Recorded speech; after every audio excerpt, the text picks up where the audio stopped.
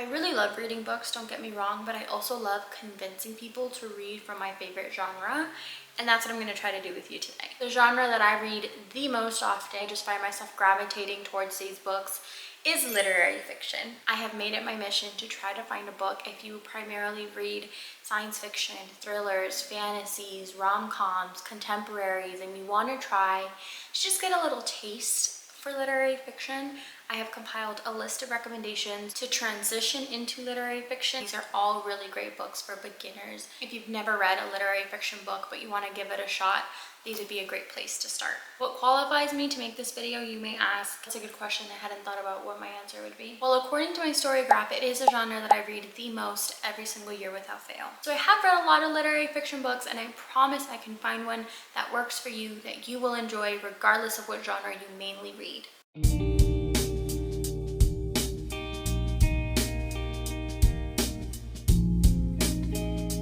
Before getting into all of the book recommendations, I do just want to give like a clear definition of literary fiction. Basically, literary fiction is a genre within books that focus not on the plot, but redirect that focus to the characters, their emotions. A lot of times, literary fiction focus on bigger overarching themes within stories, and a lot of times there is more focus on the writing. So a lot of the times it could be labeled as like purple prose.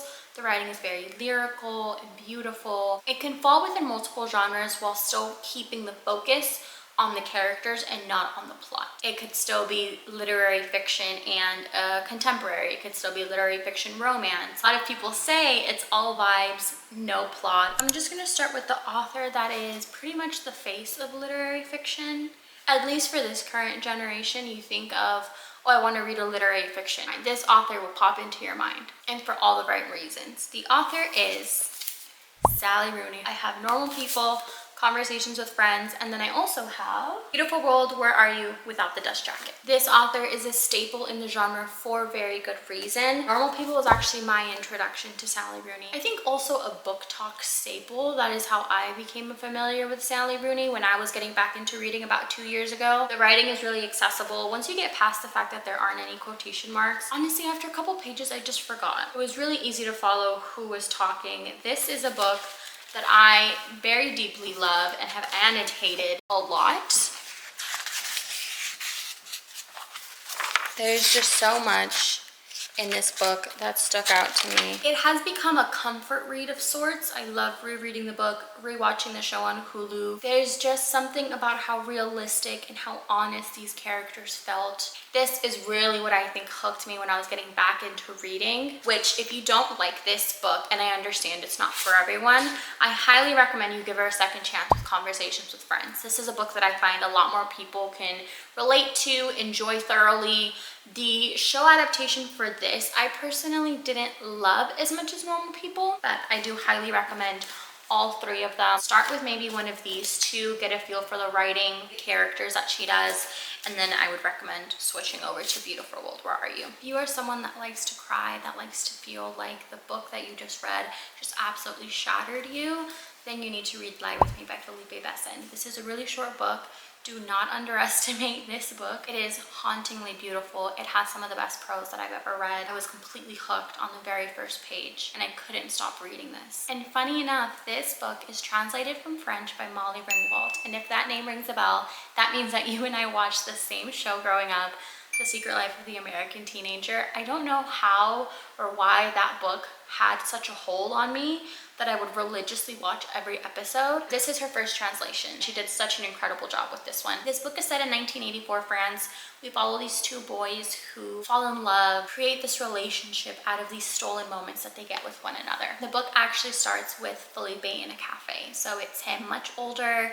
He's at this cafe, people watching, and he is just creating these stories of what he thinks these people's lives are. One man that walks by happens to look a lot like his first love. They begin to talk. When reflecting back into this relationship, it starts with, in the later years, I will often write about the unthinkable, the element of unpredictability that determines the outcome, and game-changing encounters, the unexpected juxtapositions that shift the course of a life. It starts there in the winter of my 17th year. And then he goes into talking about this relationship and how it made him feel, these little moments that they got together in a time when they thought it was best to keep their love secret and sacred until the very end. It is a much heavier book, so definitely check content warnings before you pick this one up. And there are so many lines in this that are absolutely beautiful and shattering in the best way. Let me go to one of my favorites.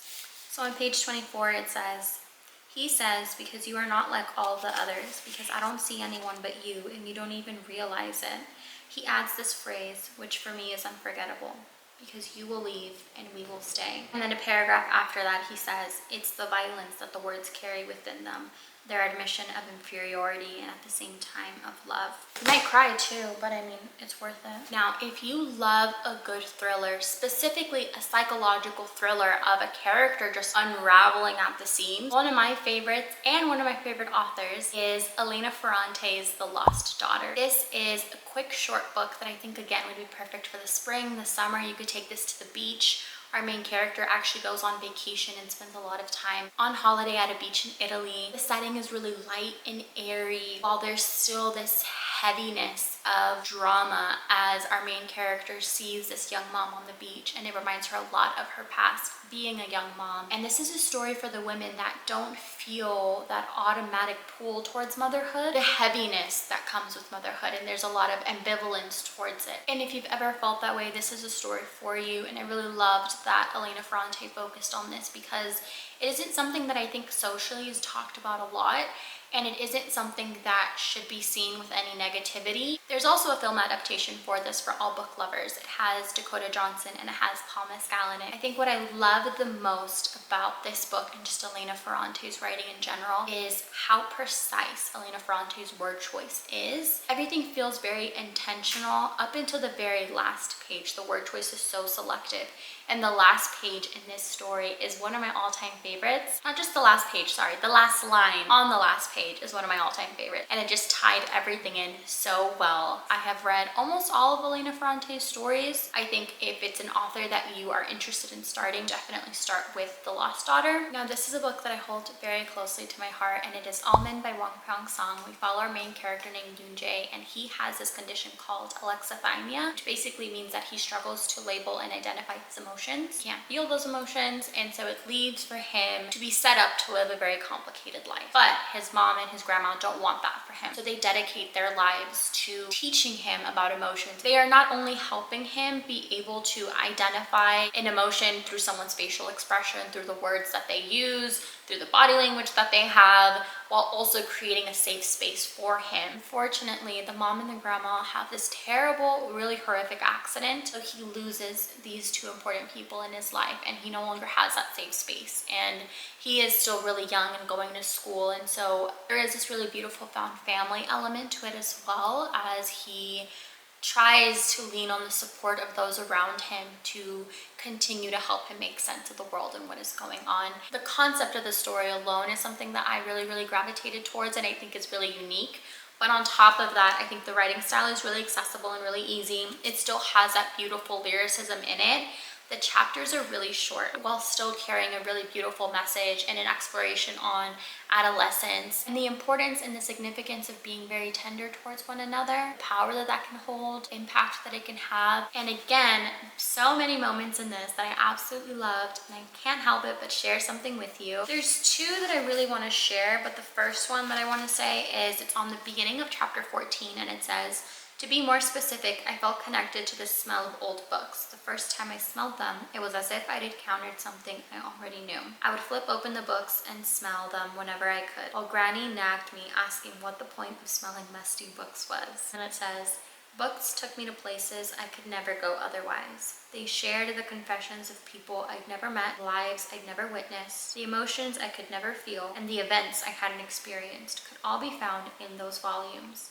They were completely different by nature from TV shows or movies." And the second one that I want to share is, this one's on the beginning of chapter 10. It says, "I had discovered that if I kept quiet when I was expected to get angry, it made me look patient. If I kept silent when I was supposed to laugh, it made me more serious. And if I kept silent when I was expected to cry, it made me look strong. Silence was definitely golden. So not only are there so many moments in this book that really stood out to me, it also has a lot of little depictions and descriptions about books and how they mean so much to him that as a book lover, you're really going to love. So not only is this a perfect introduction to the genre, but also a book that I know is going to leave a lasting impact and it's going to linger with you well after you read the last page. And that was a very heavy read, so we're going to lighten up the mood with this one. This is Mary Jane by Jessica Anya Blau. This is a book that I think would be perfect for a spring and summer, maybe beach read. This one we follow a main character who grew up, I would say, in a very conservative household with very gender set norms. There was a set of rules that were always followed, and that is what you had to do. And so her parents urge her to get a job over the summer. Whenever she's not attending church or at home with her parents, she decided to start babysitting for a local doctor in town. And because he is a doctor, the mother is very comfortable with letting her go and babysit. And the cherry on top is the family doesn't know that the doctor is actually helping a very famous rock star detox. So the main character starts to go and babysit this family, and lo and behold, when she arrives at this house, she is very offset by the big distinctions between her home and the doctor's home. The doctor's home doesn't have these set gender norms.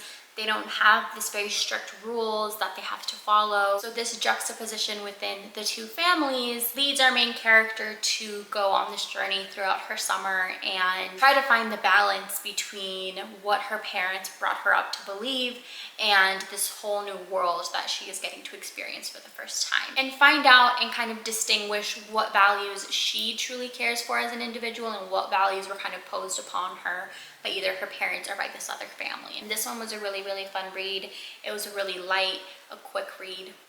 Now the last book I think is more of a genre bender itself. I would say it's more of a gothic mystery with some magical realism elements into it. I listened to the audiobook for this one, so I don't have a physical copy, but I definitely do want one because it was just stunning and breathtaking. It is beautifully written and so atmospheric, and that book is The Last Tale of the Flower Bride by Roshani Bakshi. So we follow two main characters. The first one, he is just the bridegroom. He is a scholar for myths. He meets the main character named Indigo, which is this heiress that he just is enamored with, and she is kind of this enigma to him. She has this man wrapped around her finger. He is just clinging to every last word that she says, and the one request that she has before they get married is, do not go digging up into my past. And he says, no problem, I wasn't even thinking about doing it. Everything is fine and blissful, and they are in this little bubble of happiness until one day Indigo finds out that her aunt is unwell, and the aunt gets sick, leading them both to go and travel back to her childhood home. This manor that they have to live in temporarily is very special. While the bridegroom is there, he begins to feel as though the house is pulling him in and trying to reveal all of Indigo's past. It reminds me a lot of Mexican Gothic by Silvia Moreno Garcia, which is also another one of my favorites. So if you liked that, you're definitely going to appreciate that element in this story. And so it leads them down this rabbit hole that they can't really come back out of. And the whole focus on this book is, what are the stories that we convince ourselves to believe? How badly are we willing to hold on to that? It is a past and present timeline, and there's actually two timelines. So not only are we following the perspective of the bridegroom, we also follow a childhood best friend of Indigo. It was one of those friendships that was really impactful to Indigo. I was not expecting that ending at all, and the prose in this is just so whimsical and dark and dreamy. It felt like I was just hooked into the spell until I closed the book. That was just a couple of the literary fiction that I think are great introductions. If you mainly read from other genres but you want to try a little bit of literary fiction, I hope you were able to find a book in all of those suggestions that resonates with you, that you enjoy. If you do end up convinced enough to read a book, please let me know which one it is. If you liked this type of video, please let me know, and I have so many other literary fiction recommendations that I can dedicate a whole video to romance readers or to thrillers and give you literary fiction recommendations within those genres. I also read a lot of weird, sad literary fictions. I have a very long list of those, but I'm pretty sure that's everything that I had for today. Thank you so much for watching.